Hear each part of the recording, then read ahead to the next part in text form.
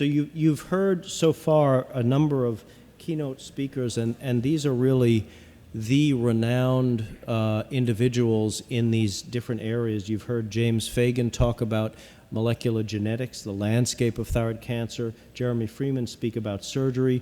Brian Haugen talk about thyroid cancer follow-up, and Peter Kopp give that amazing lecture on Kocher, or I should say Kocher, or however he said it.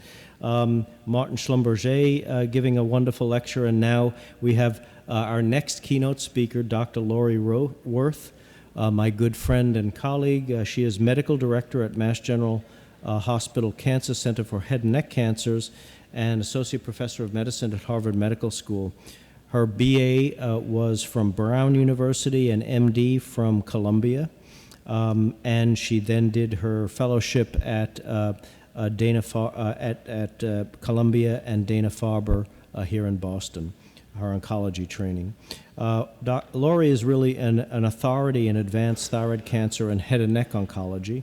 Her primary area of research focuses on clinical trials, leveraging translational data to maximize the impact of clinical trials. And in that regard, she is the chairperson of the International Thyroid Oncology Group. And if you don't know much about that organization, Lori will probably discuss many of the studies that ITOG has helped initiate, and I'm sure she'd be happy to give you information about ITOG. And she is also co-directs the Mass General Mass Eye and Ear Advanced Thyroid Cancer Center, and frankly is my go-to person and centrally important person for all Mass Eye and Ear and Mass General Advanced Thyroid Cancer work. Lori? Okay, there you go. Thank you, There's Greg. forward and a pointer. Okay. And you're all set. All Just right. try and stay close I to will. that. Thank you very much. Good. Thanks. Thank you, Greg, very much for that very nice introduction. And to all of you diehard people still here towards the end of the day, thank you very much for sticking with it. And I also have to thank the organizers for inviting me to speak as one of the very few card-carrying medical oncologists here at the meeting. It's a particular honor. So I'm going to be talking about advanced thyroid cancer and where we are now with our current good treatment strategies for patients, and where I hope we're going to be going in the future with emerging personalized strategies for systemic therapy. These are my disclosures here. And I wanted to start out first with the fact that if I were giving this talk 5 years ago, I would have been talking about how dismal the situation is, having to give people chemotherapy as our only standard of care for advanced thyroid cancer. And things have changed remarkably. We're now starting this talk from a position of real strength. We've made huge advancements in the last few years treating iodine refractory differentiated thyroid cancer. We now have 2 drugs that are approved for use in this setting. Sorafenib was the first trial, the first drug explored in a randomized phase 3 trial showing progression-free survival benefits in this patient population. And on the heels of the DECISION trial came the SELECT trial looking at lenvatinib compared to placebo in iodine refractory differentiated thyroid cancer. And we're seeing remarkable response rates. In oncology, we don't get to see response rates of 65% all that often at all. And now we're seeing that in iodine refractory differentiated thyroid cancer. So we're already starting at a very good place in our talk today.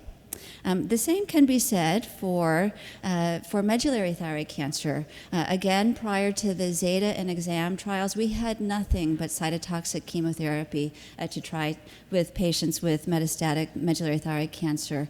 But now we have both vendatinib and cabozantinib. Both drugs, again, in randomized phase 3 trials, have shown progression-free survival benefits compared to placebo, and very good response rates that also are very durable. Now, in anaplastic thyroid cancer, I think it's fair to say that we haven't really made as much progress over the last 5 years, and trimodality surgery, radiation, and cytotoxic chemotherapy remains the mainstay of therapy, particularly in patients who have resectable disease. I just showed this one single institution retrospective series to represent where we are now with thyroid, anaplastic thyroid cancer. This is a series from MD Anderson Anderson that took a look at 54 patients. And as you can see, it's really only the patients who have resectable disease, early stage disease, who have a chance at long-term survival. And what they found was that if patients could have surgery, radiation, and chemotherapy, the median overall survival was 22 months compared to only 6.5 months for patients who didn't have resectable disease. So the anaplastic thyroid cancer, I think, is one of the places where we still really need to make progress fast. So how do our standard therapies for differentiated thyroid cancer and MTC work? I think everyone is familiar with these drugs now: lenvatinib, sorafenib, cabozantinib, and vendetinib. They're all fairly similar drugs. They're all multi-kinase inhibitors. They impact on angiogenesis by inhibiting the VEGFR 1, 2, and 3 receptors. They are also tyrosine kinase blockers and inhibit a number of different tyrosine kinases, including Ret and FGFR. EGFR is not on here, but vendetinib inhibits EGFR as well. And inhibiting those kinases leads to downstream inhibition of signal transduction cascades, including the RAS-RAF-MAP kinase pathway and also the PI3 kinase AKT-mTOR pathways.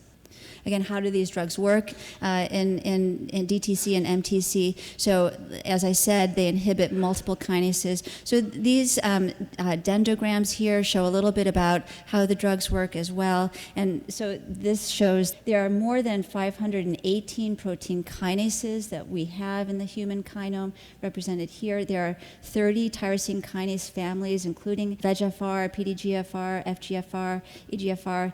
Many of them are clustered together, such as here with FGFR and PDGFR. Here's the RAF kinase. I can't get the pointer to work. And as you can see, just picking lenvatinib and sorafenib as examples, they inhibit more than one kinase. They're kind of dirty kinases that have more than one target, not just VEGFR, but the other kinases that I mentioned. Now, is angiogenesis important in thyroid cancer? I think that the surgeons are going to say absolutely when they have to deal with these sometimes bloody tumors. And there are, of course, good data that suggests that angiogenesis is important. We see upregulated VEGF expression, VEGFR expression as well, that co-localizes with VEGF, suggesting an autocrine loop. And then VEGF and VEGFR are upregulated in more aggressive tumors, such as in BRAF V600E mutant papillary thyroid cancer. There are also very similar data to suggest that angiogenesis is important in the carcinogenesis and malignant nature of medullary thyroid cancers as well, and in particular, RET mutant medullary thyroid cancer. So is the anti-angiogenesis effect responsible for the treatment effect of these drugs? So I'm just going to take lenvatinib as an example to look at the data that we have from the SELECT trial to try to answer that question. But one question is does the mutational status account for the response? Do patients with BRAF mutations or RAS mutations benefit from lenvatinib or not? And as you can see here, the PFS benefit is maintained regardless of the mutational status. So while it doesn't tell us which mutation might predict response, it's actually good information because we don't have to restrict use of lenvatinib to particular genotypes. We can use lenvatinib and hope for a response in all patients with iodine refractory DTC. So if mutational status doesn't correlate with response, what about angiogenesis factors? So that was investigated in the SELECT trial from blood samples from patients. And it turns out that not all of the circulating angiogenic factors are predictive of response, but there are two factors that did come out as predictors of response. One of them is the Kaplan-Meier survival curves are shown here, looking at angiopoietin 2. And Ang2 levels actually do predict PFS benefit in patients on the SELECT trial. So when patients had a low Ang2 level and got lenvatinib compared to a high Ang2 level at baseline with lenvatinib, the patients with a low Ang2 level did better. And these graphs are the patients on placebo, so low and high didn't matter when they were on placebo anyway. The same graphs are similar for fibroblast growth factor 23, which is also predictive of benefit with lenvatinib. So these data suggest that at least there is target engagement with VEGFR and FGFR, and that the antiangiogenesis factor probably is responsible for at least some of the anti-tumor benefit with lenvatinib. Of course, there's a downside with every upside in oncology, and one of them with the VEGFR multi-kinase inhibitors is the side effects. And we think that these side effects are class effects primarily related to the KDR or VEGFR2 inhibition of these drugs. I think everybody is familiar with the side effect profile. We see hypertension, diarrhea, fatigue, weight loss, some nausea, stomatitis, hand-foot syndrome. These can take a toll on patients over time, and really it can have the potential to impact on quality of life. We manage their side effects with dose holds, dose reductions, supportive care, but still, even with aggressive management, occasionally patients have to stop the VEGFR multi-kinase inhibitors because of side effects. The other problem, too, of course, is that these drugs don't work forever. Eventually, all patients, we think, are going to progress over time, despite the very durable responses that we do see. So we do have to think about new drugs for patients. So I have to thank Jim Fagan for his beautiful lecture yesterday on the genomic landscape. So he explained everything, and I don't have to. But I do want to highlight a few of the pieces of data that Jim presented so beautifully yesterday in relation to new therapeutic avenues for patients with DTC and also anaplastic and poorly differentiated thyroid cancer. So as everyone is familiar with the TCGA data at this point. I'm sure the TCGA group took a look at almost 500 papillary thyroid cancers and identified oncogenic drivers in almost every single tumor that was studied. And not only is that important, but it's particularly important, I think, because a majority of tumors have mutations that are found that are not only driver mutations, but they're also potentially druggable and actionable. So in papillary thyroid cancers, a majority of tumors have BRAF mutations. If we don't see BRAF mutations, then there's a good likelihood that RAS mutations are going to be present as well. If not those two, RET fusions are seen in 6% of patients in the TCGA data. We also see BRAF rearrangements, which I think were unexpected, NTRK rearrangements, ALK rearrangements, and other rearrangements have been seen as well in PTC. These are all potentially actionable. Jim also talked yesterday about the really beautiful work that was described in the TCGA study, describing the genotype-phenotype correlation that was seen in gene expression profiling.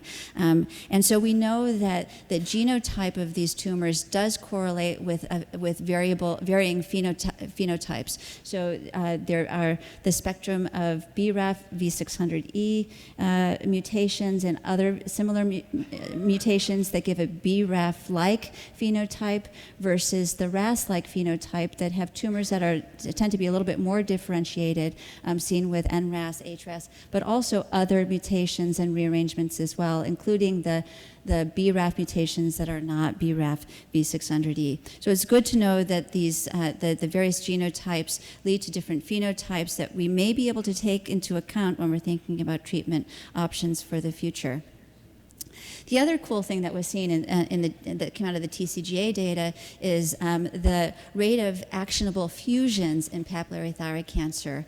So this graph here is from another paper that took a look at all of the fusion data from all of the different TCGA studies in different solid tumors.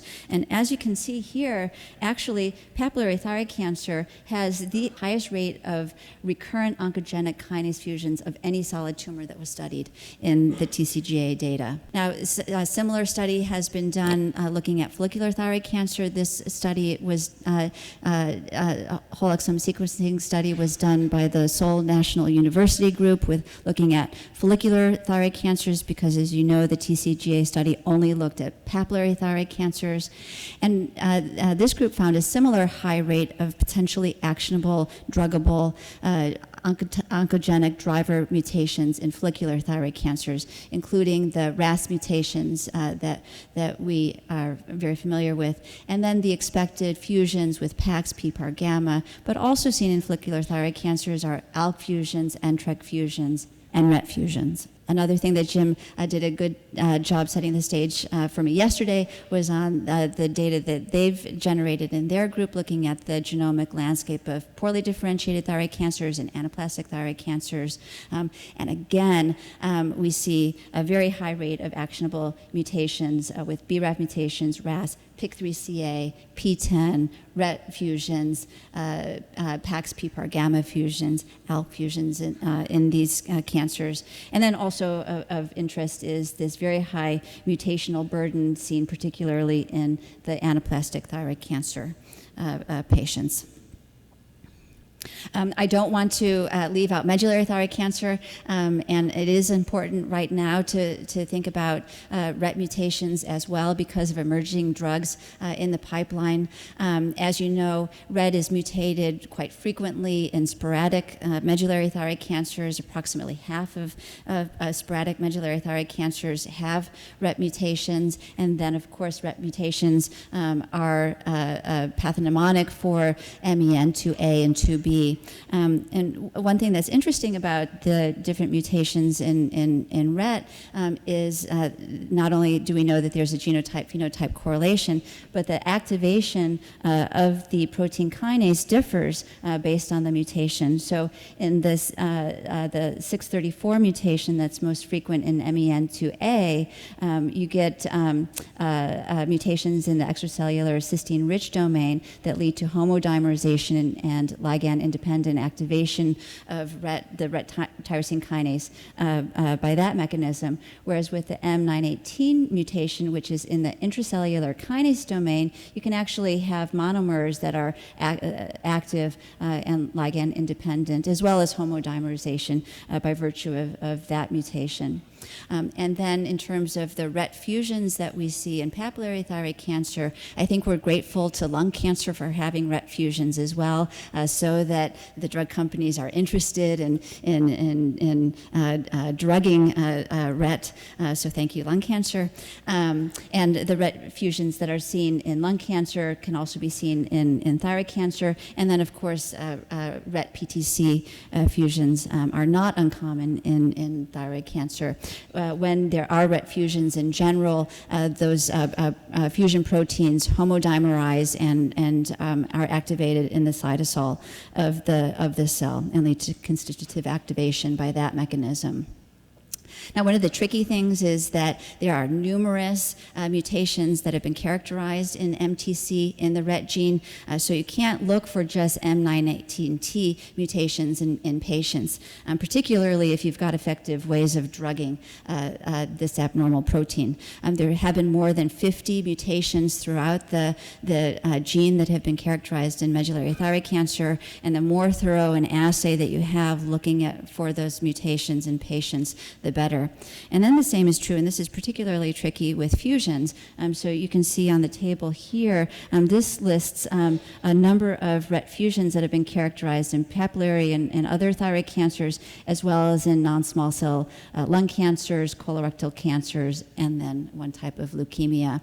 So if you're looking for fusions for potential clinical trials for your patients in the future, you can't just look for RET PTC 1 and 3 fusions. You have to be able to have an assay that can identify as many of these fusions as possible.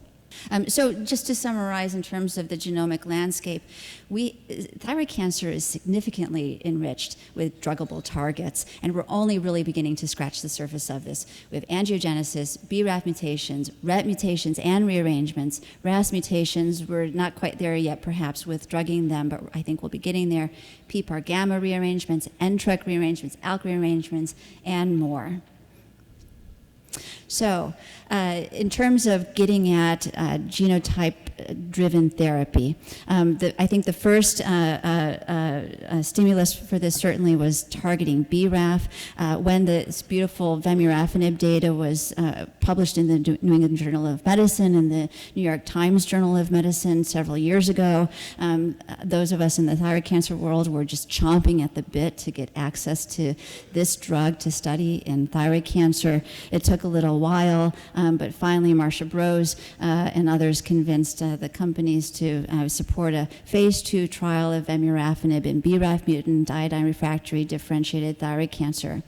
So this is a study that was published last year in Lancet Oncology, and basically we enrolled patients with BRAF mutant disease who were in 2 cohorts, one cohort who were VEGFR TKI naive, and another cohort of patients who had been previously exposed to one prior TKI.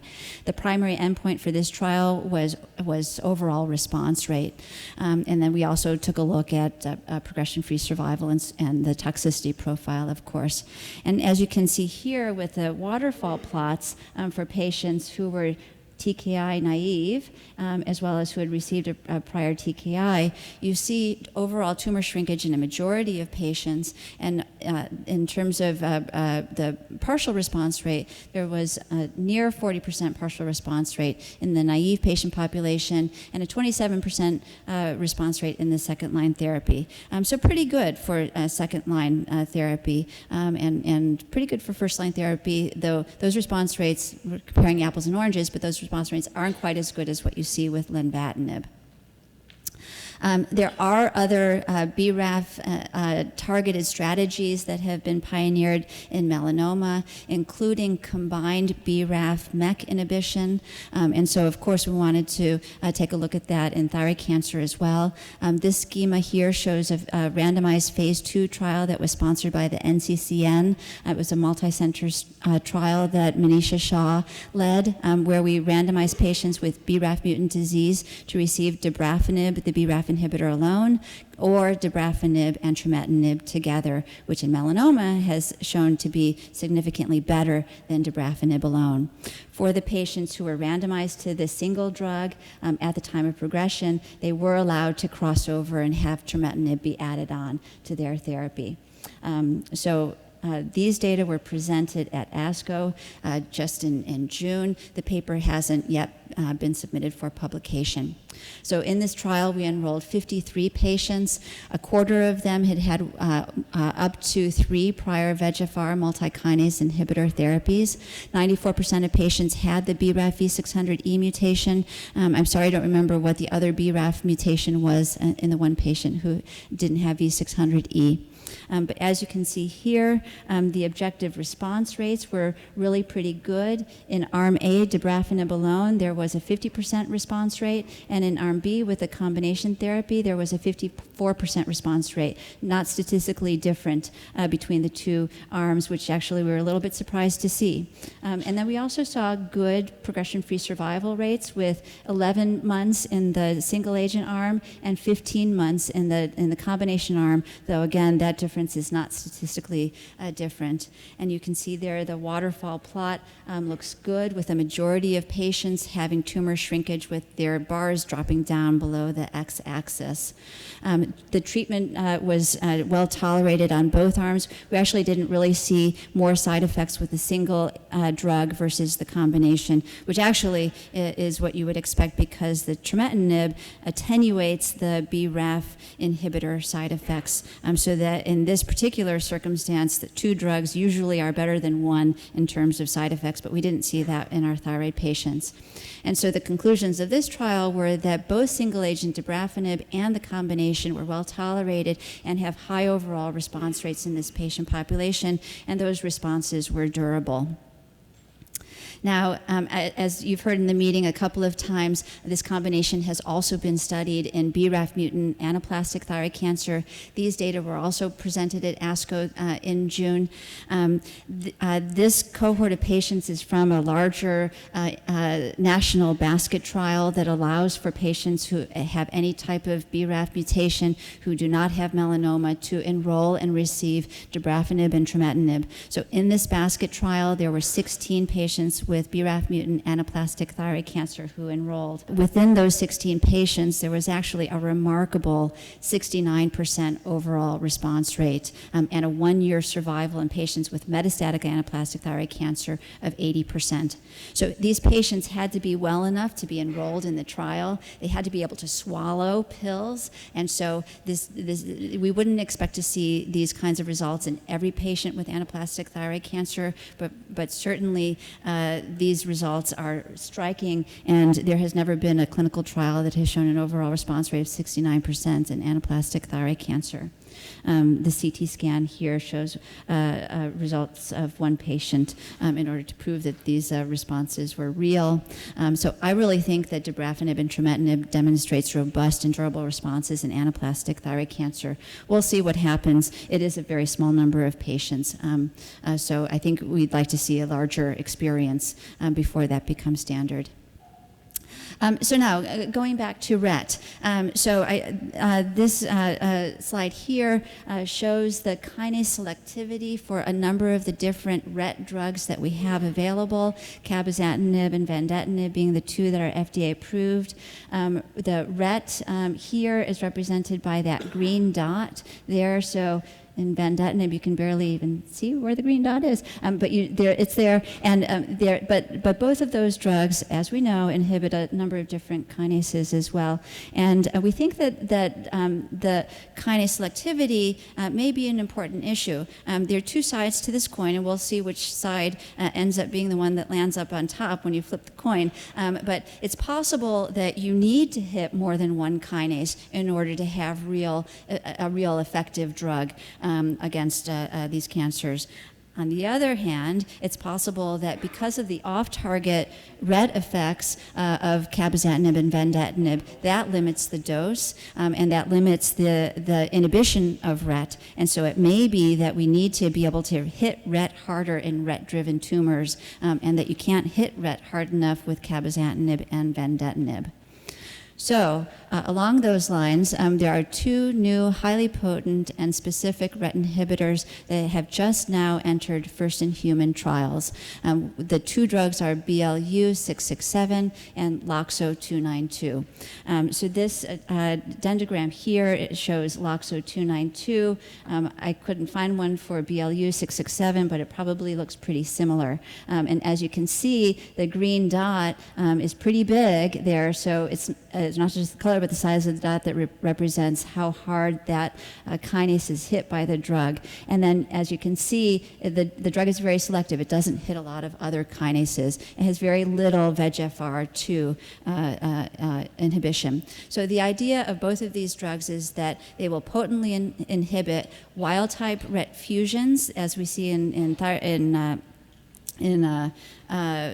thyroid cancer and non-small cell lung cancer, and they'll also inhibit the RET mutations, particularly seen in medullary thyroid cancer. And both of these two drugs were designed to potently inhibit the gatekeeper mutation that is thought to likely emerge as a resistance mechanism when you target RET strongly, and that's in the 804 loci of the gene. And both drugs were designed to have little activity against KDR and VEGFR2. So with the idea that the efficacy of the other multi-kinase inhibitors is limited by insufficiently hitting RET because of the KDR side effects that limit the dose. So this schema here shows the schema for the BLU 667 phase 1 trial that is now up and running at these centers here in the United States, including Mass General. This is the part 1 is a standard dose escalation trial where the point of the part 1 of the study is to come up with a maximally tolerated dose and the recommended phase 2 dose for the drug. Currently, the study is in part 1, but moving quickly to part 2. In part 2, there will be 4 expansion cohorts, patients with non-small cell lung cancer who've been previously treated with a RET drug or not, a cohort with medullary thyroid cancer, and then a cohort with other RET-altered tumors. So we look forward to seeing those results soon. This schema here shows the LOXO 292 trial, which is also open and enrolling at a number of centers in the U.S. It's going to be opening at international centers as well. This is a similar design where there's a dose escalation part of the study, which is where the trial is now, and then there will be dose expansion cohorts in patients with non-small cell lung cancer, with RET-mutated medullary thyroid cancer, other RET-altered tumors, and then a basket as well. What about the other alterations that I mentioned? I wanted to highlight the NTRK 1 and 3 fusions that we see in papillary thyroid cancer, occasionally seen in poorly differentiated and anaplastic thyroid cancer as well. TRK A, B, and C are in the neurotrophin family of receptor kinases that are uncommonly expressed in multiple tumors, but particularly in the nervous system, and it's responsible for pain and thermoregulation, movement, memory, proprioception, etc. And as the TCGA data showed, NTRK 1 or 3 fusions are seen in about 2% of papillary thyroid cancers. And so being a kinase is actually fairly readily targetable. So these data were presented at ASCO just in June, looking at larotrectinib, which is a TRK inhibitor in a basket trial. This is a highly selective TRK inhibitor, again with a dendrogram shown here. It really doesn't hit any other kinases.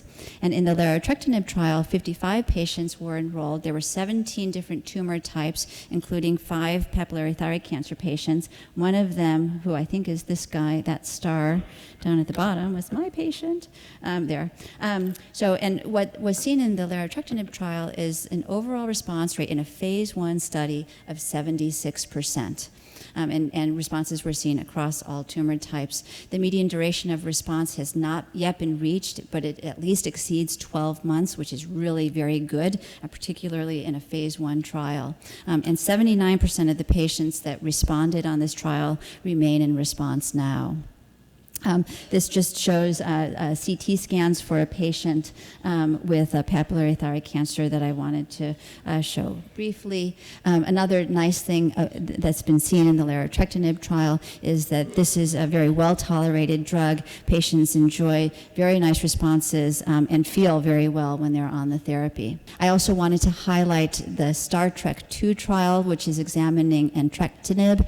This is a global phase 2 basket trial that is up and running. We have seen preliminary data from this trial presented at ASCO and elsewhere, and similar to larotrectinib, the early data with entrectinib have shown a 79% response rate in patients with NTRK rearranged solid tumors. So this study is open internationally. And one thing that's really great about this trial is that we don't all have the luxury of having extensive genotyping and fusion assays available at our individual centers. And that testing can also be very expensive for patients, and it's not always approved by insurance. But the entrectinib trial, the StarTek trial, offers patients precision genotyping done in short order in order to identify patients who are potentially eligible for the trial.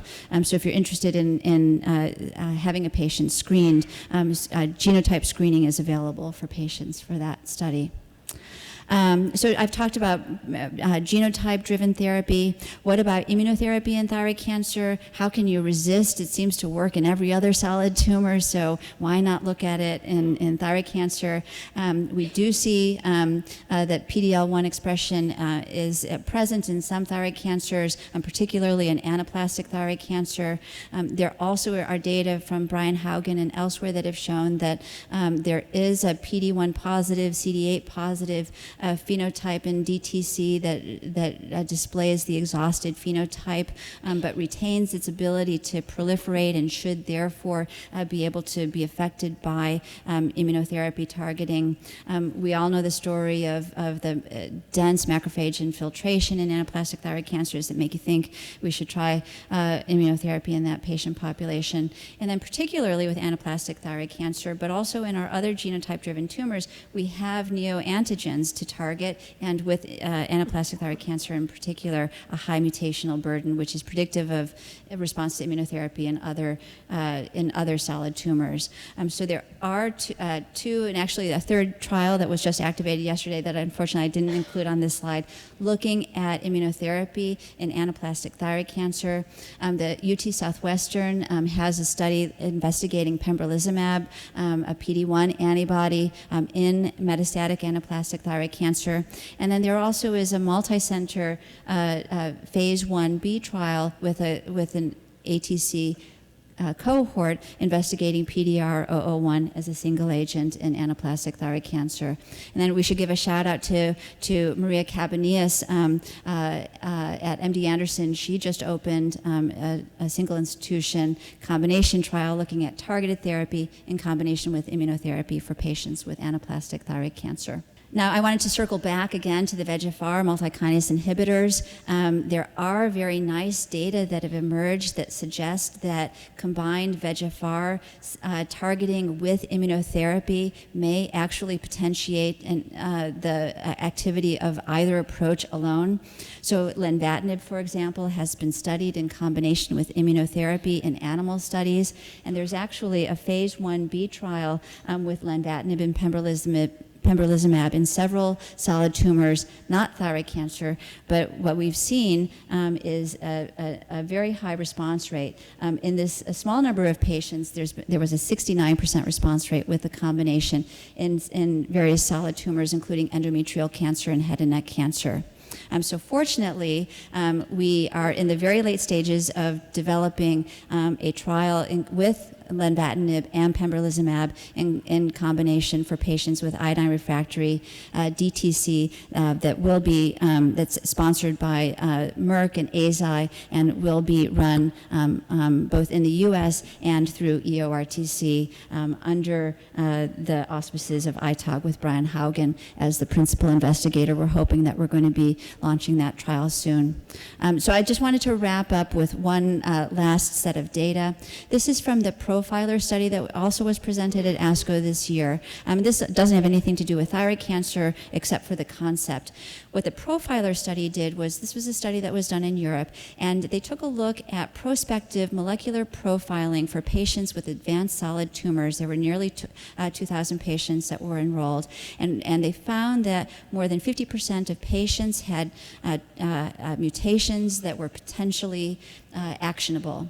And when they looked at patients who were treated with a genotype-driven therapy, they had an overall survival benefit compared to patients who did not have a genotype-driven therapy. So Professor Dame Sally Davies, who's the CMO of the medical world in England, called for all patients with cancer to undergo full genome sequencing.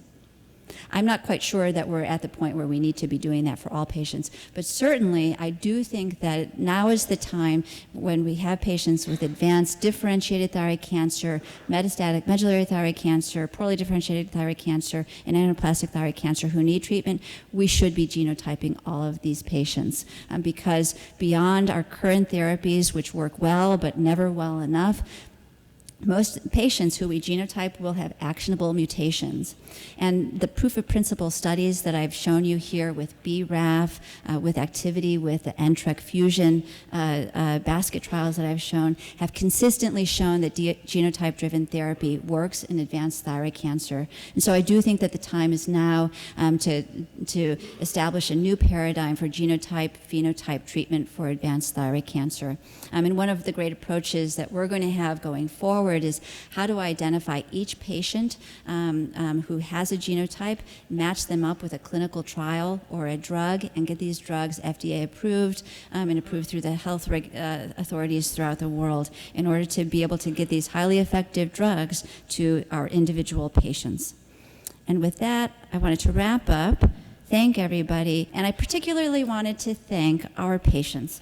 Hundreds and thousands of our patients have enrolled in clinical trials and have really given so much of their lives in order to help move the field forward.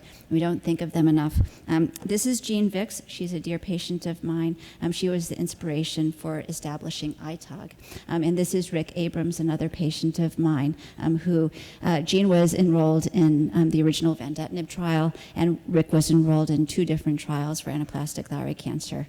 So it's on their behalf that I'm here today. Thank you.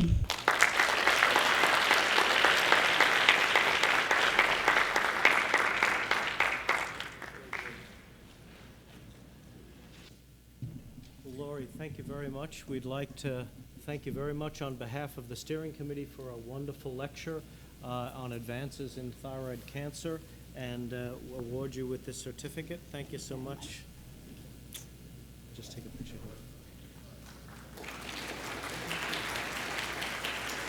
Just press it. It should autofocus.